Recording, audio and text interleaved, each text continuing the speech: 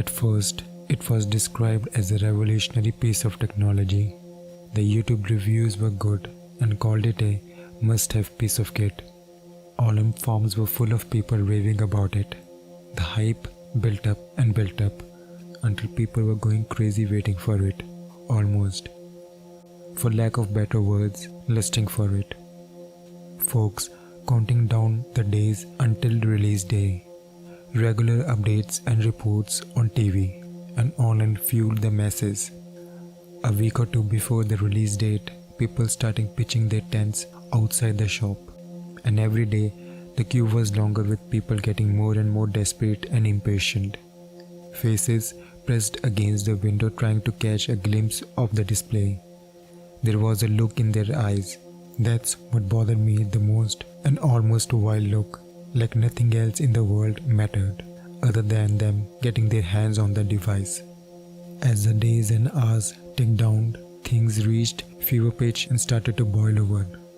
Rumor began to float around that the truck was being held up and raided. One news channel even reported that the driver has been shot.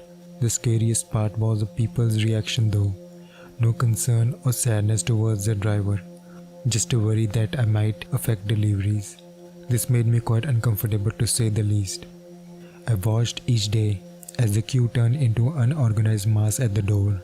Then the rolling ads started, just to fan the flame, telling everyone how the device would make their life so much easier and how things would be so much brighter, how they needed this device in their hands.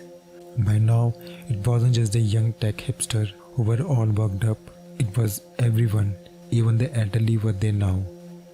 Shuffling around outside the shop, people start saying in interview that they would literally die if they didn't get it soon, and I don't think they were over-exaggerating. A few days before the launch, the fight started. Small at first, "Hey buddy, you stood in my tent," kind of stuff. A little bit of harmless pushing and shoving. I kind of chuckled watching it as I walked past again. It was weird. I was laughing at these people going insane, rolling around on the floor for this device. But still, each day I felt a desire rising up inside me. I find myself gazing at the poster in the shop window. I even caught myself checking my bank balance as I walked away. A day before the launch, I stayed at the huddle mass, at the door yearning to be part of them. By now, they were banging on the door and windows, pleading to be let in. Then the staff inside started packing the shelves and the things turned nasty. A few guys started to try and force their way in with a metal bar, hurling them against the glass. Whispering of storages and sold out started surfing up and down the sea of waiting customers. Then there were gunshots. A few fell on the ground, but the crowd swarmed over them, taking their place in the line. A lot of sirens at night. I listened to it get worse out. Thereas, I sat on my armchair and watched the chaos on TV. Yet still, I couldn't wait until the morning. The launch day, I woke early, before sunrise to be precise. I had to get one. I rushed to the shop. It was already frenzy outside, with people fighting and pushing against the shutter, shouting and screaming. I joined the throng and pushed forward. People at the front were getting crushed, but no one cared. At least it was less competition for the limited stock. As the shutter rose, so did the scream. Shop assistant disappeared under the stampede of people who crammed inside. Boxes were grabbed and packing was torn and ripped off. As the whole thing descended into a frenzied chaos, I grabbed mine. That's all that mattered. I had mine. Several tried to get it off me, but I held on. It was in my hand, shiny, new. The smooth black screen so enticing.